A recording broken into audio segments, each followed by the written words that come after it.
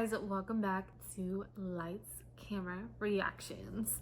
So I know I've been gone for a little while. I've just had so much going on, and I don't know, I just kind of got into that funk, like that creator funk where I don't know, I just didn't feel like recording or downloading or doing anything when it has came to YouTube or even TikTok. I haven't really done anything anywhere lately.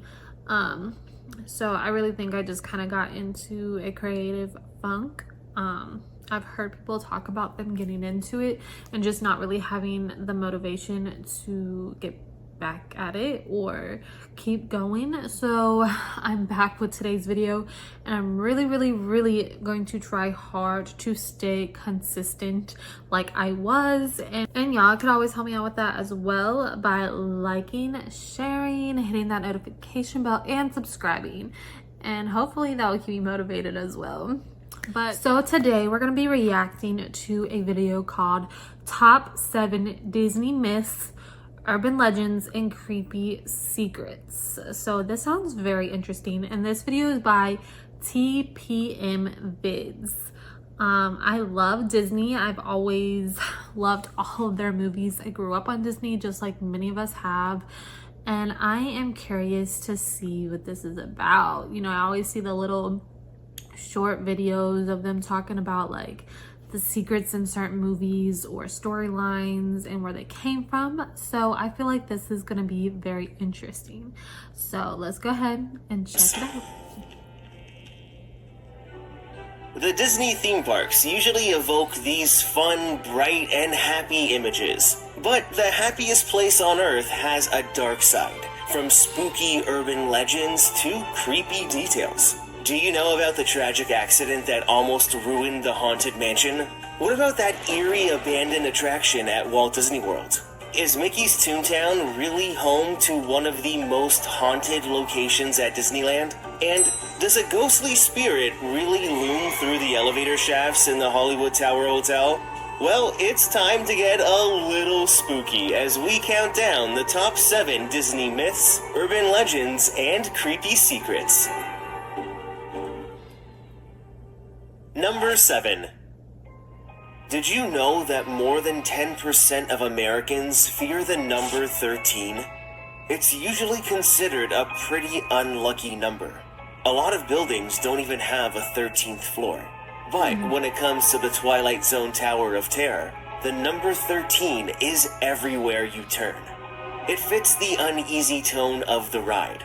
But the first sight of 13 you may encounter actually brings some good luck. Seeing a 13-minute wait might make you feel uneasy, but this means the ride has no wait at all. Then once you enter the abandoned lobby, you'll find a concierge desk on the right-hand side. Beside the desk, there's a AAA plaque that was awarded to the Hollywood Tower Hotel. They gave the hotel 13 diamonds, but the highest diamond rating AAA actually gives out is only 5. So something fishy is definitely going on. Then once you board your elevator, you're taken up to the 13th floor, dropped 13 stories, and when the ride's over, the elevator doors open to reveal a bee that turns into the number 13. No matter where you go, there is no escaping the number 13 on the Twilight Zone Tower of Terror. So if you are a bit superstitious, you may want to give this ride a second thought. So I went to Disney World when I was like, I don't know, 10? I was like in 3rd grade. How old are you? I don't know how old you are when you're in 3rd grade, but I remember going, and I do remember riding the elevator ride because I was super scared of it, and it made me kind of scared of elevators in general, because then I started being scared that like we were gonna fall in all the elevators. So I do remember this ride, but I never noticed like the 13s everywhere, but I also was like a child, so I wouldn't have realized that or even known what that meant.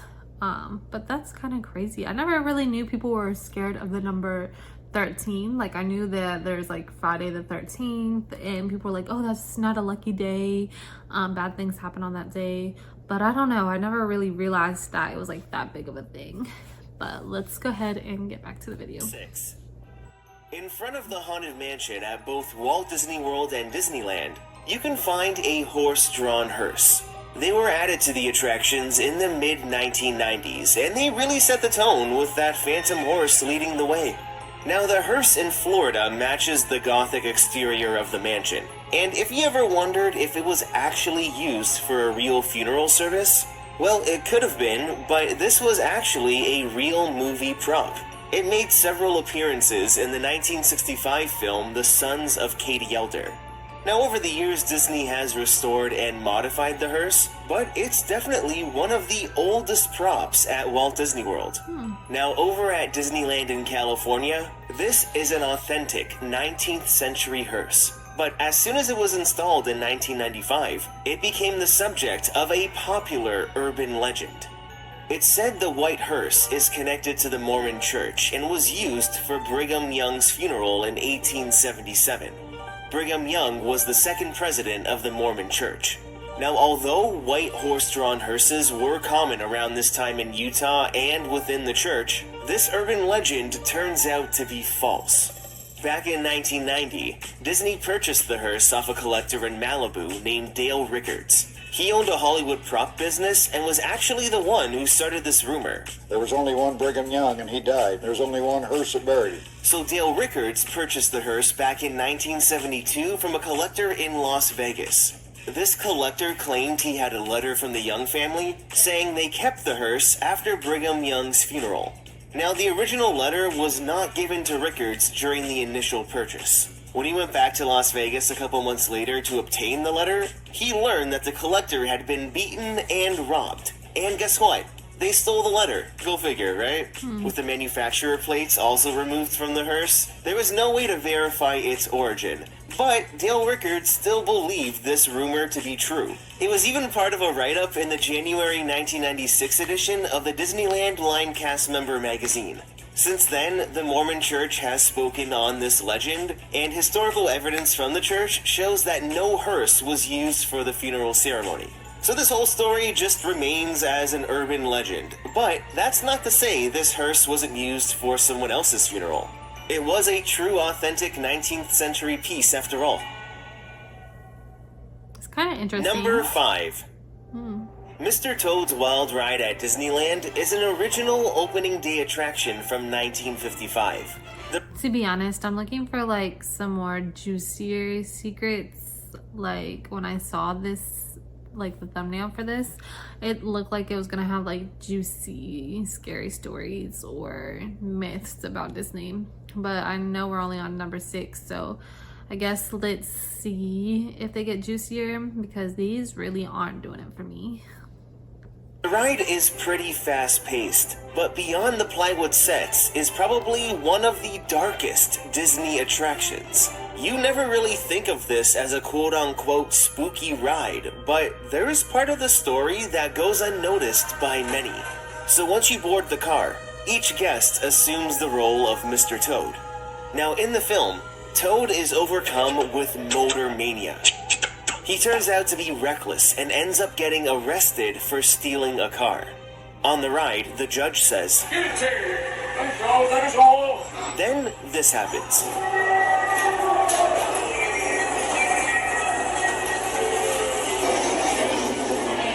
Yeah, there was a little explosion, but do you know what just happened? Well, because of Toad's reckless driving, he ends up getting hit by a train and then dies. Then we find ourselves in hell. Toad was so irresponsible with his motor mania that it led him to the dark side. Getting hit by the train and going to hell was not part of the Adventures of Ichabod and Mr. Toad film. So artistic liberties were definitely taken here with the ride. The tone of everything back in the 1950s was much darker than are today. As a kid, you never really piece together what's really going on. No, you But don't. then as you get older, you realize why it's called Mr. Toad's Wild Ride. Pretty creepy stuff. Give it to you. Yeah, that's kind of interesting that they would have that ride of them going Number to hell 4. on here, but Nothing is creepier than abandoned that bad, I places, especially abandoned places at Walt Disney World.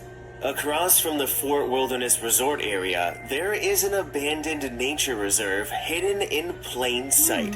It's an island in the middle of Bay Lake, transformed into a beautiful zoological garden. Discovery Island is a recreation of a tropical rainforest.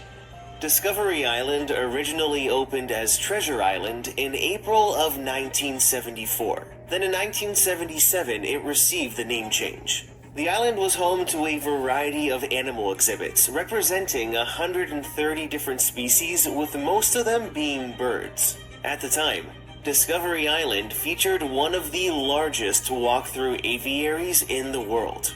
Now, once Disney's Animal Kingdom opened in April of 1998, attendance at Discovery Island began to dwindle, so Disney decided to shut the island down. April 8th, 1999 marked its last operating day. Over the course of a few months, all the animals found new homes. This included nearby zoos, and many were brought to Disney's Animal Kingdom. What was once an attraction to explore and learn slowly became unrecognizable as the vegetation began to reclaim the land. This is what the island looked like in 2003, just 4 years after it shut down. Wow. You can see the boat dock is still intact, there's that white sandy beach, and a lot of the buildings are still visible. Even in 2011, you can still see the netting from the aviary already collecting all the dead leaves. When Disney closed the island, everything aside from the animals were left behind. All of the buildings were still intact, but after almost 25 years of being abandoned, nature has taken this place over. It's weathered hurricanes and tropical storms, and even some urban exploration. This is police body cam footage from 2020, as they searched for someone who decided to camp out on the island. Now, I have to say, do not attempt to sneak onto Discovery Island. You would be trespassing, and it could be very dangerous. This footage shows the current state of the island, and it's just fascinating yet incredibly eerie to see. I can only imagine what it's like to walk through here, seeing everything that's just been rotting all these years. This here used to be the Discovery Island headquarters and the animal hospital and nursery. It was the largest building on the island, and now it's definitely seen better days. Animal cages that once housed a variety of animals just sit empty through this backstage hallway. Other backstage areas are overgrown with foliage, and who knows what kind of critters and reptiles have moved in. And just to add to the whole creepy and eerie tone of the island, these 11 acres are also filled with vultures, so who knows if those will attack. It's wild that thousands of guests pass by the island every day, not knowing what's sitting abandoned right in front of them. Number 3. I don't know. I actually knew about that island. I've heard about it before, and I've heard about people like trying to sneak onto it. Once again, it's not really creepy. I do think it's weird that they left everything the way it was first, and it's still like that. I do think that's kind of weird that they didn't take everything down. I could imagine it being full of like snakes and other creatures, maybe even alligators, so I wouldn't want to go over there anyway. I don't know, I don't really see the big deal about it. I do think it's weird that they left everything up, but that's the only thing I really feel like is weird about it. That's all I have to say about that. Let's hope these next 3 are more interesting, because I don't know, I definitely heard some better secrets and myths about Disney than what I've seen so far, but let's find out. There are many things that go array in the Twilight Zone Tower of Terror. The abandoned 1930s hotel is so eerie and decrepit, but have you ever noticed this creepy ventriloquist dummy? He can be found at the end of the ride. Well, his name is Caesar, and he can be seen on the left or right-hand side depending on which shaft you're in. Now, aside from staring into the souls of all the guests, this doll is actually a tribute to an episode of The Twilight Zone called Caesar and Me. Caesar is an evil wooden doll that leads Jonathan West, a successful Irish ventriloquist, into the Twilight Zone. Here on the ride, it looks like he's just ready to say something once you turn your back. Now, Caesar isn't really known to be haunted, but that might not be the case.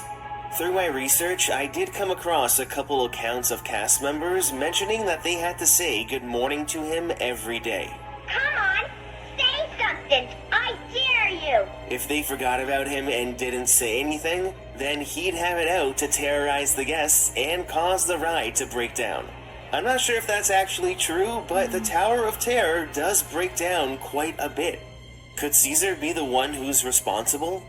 It really makes you wonder what's actually happened in these elevator shafts. I don't know, maybe. Those Number all 2. scare me anyways. The ballroom scene is arguably So, one I of don't the need much most to be scared iconic of them. scenes on the Haunted Mansion. It's actually one of the largest Pepper's Ghost Effects setups in existence. In front of the scene, there are these large panes of glass that extend from top to bottom. They're massive pieces of glass measuring 30 feet in height, and the columns separate each individual piece. Then, animated figures above and below the I ride remember path are this, illuminated, too. and I their remember the image is ghosts. reflected onto I thought the it was glass. pretty cool. It's such a simple yet convincing effect, but the glass is the most important part of the illusion. Now, on Disneyland's Haunted Mansion, have you ever noticed a spider on the glass? It's this little black speck here. The spider is a lot easier to see when the ride is overlaid for Haunted Mansion Holiday. There's a spider. But it's actually covering something that could have ruined this whole illusion. So back in the summer of 1974, the legend has it that someone made it into Disneyland with a BB gun, slingshot, or other firearm, and they ended up puncturing the glass. There are many conflicting stories, but back then, security wasn't what it is today. So getting something like that into the park would have definitely been possible. I find it pretty ironic that it's right in front of the dueling portraits, so I wouldn't be surprised if someone wanted to participate in what the portraits were doing. Now, like I said earlier, this section of glass is one solid pane that measures 30 feet from top to bottom.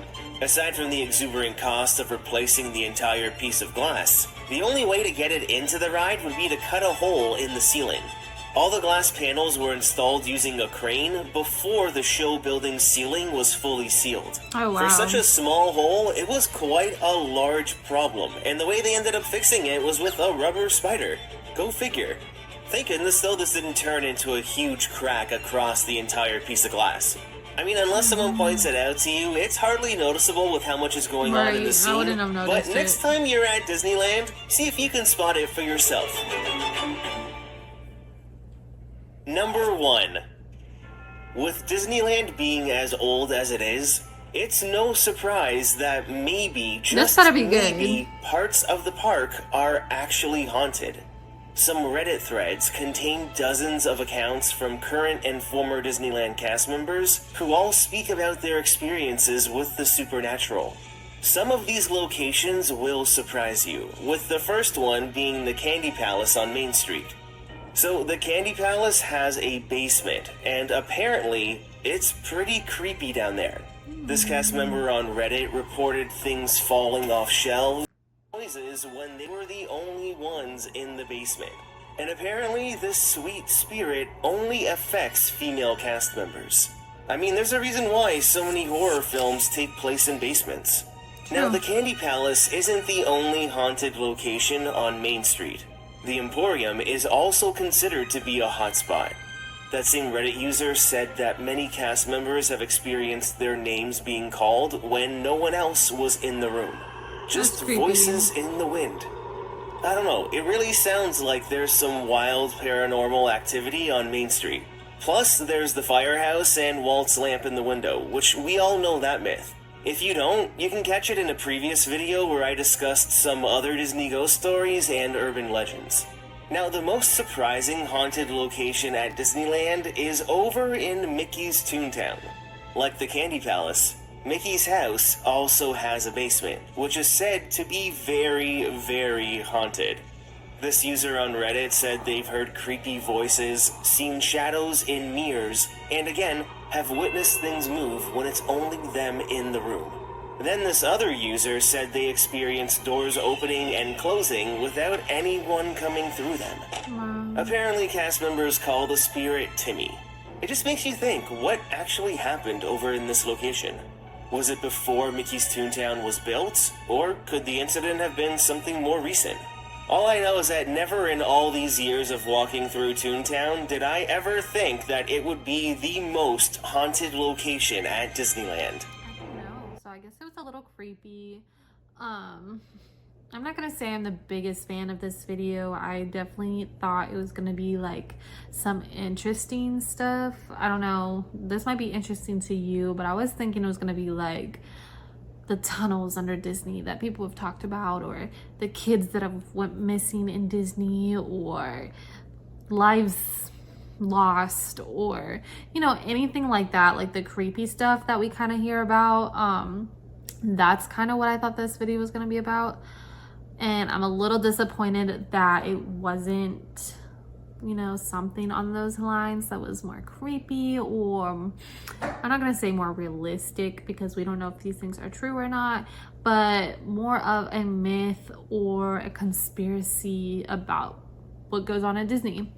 That's kind of what I was hoping for, not kind of this haunting, but I do think it's weird that they do admit to some of these places having basements under them. Like, why does the Mickey Mouse house in Toontown have a basement? Like, that's weird to me. And especially because we know about the tunnels, and people, well, we don't really know about the tunnels, but people have talked about the tunnels in Disney and missing children and things like that. So I don't know, that's really what I was hoping to kind of hear more about, or even like hidden messages in Disney movies, or I don't know, the real story behind the Disney movies. That's kind of what I was looking for, like that type of stuff in this video, and it wasn't giving that. It was still interesting, don't get me wrong, like the hauntings and stuff, but it was nothing like legit either. But anyways, let me know what you guys thought about this video, and if there are any other videos you would like me to check out and react to, leave the link down below in the comment section and I'll get on it as soon as possible, promise.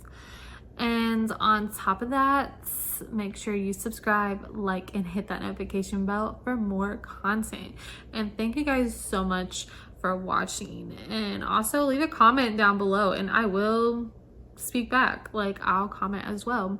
Let's have some conversations.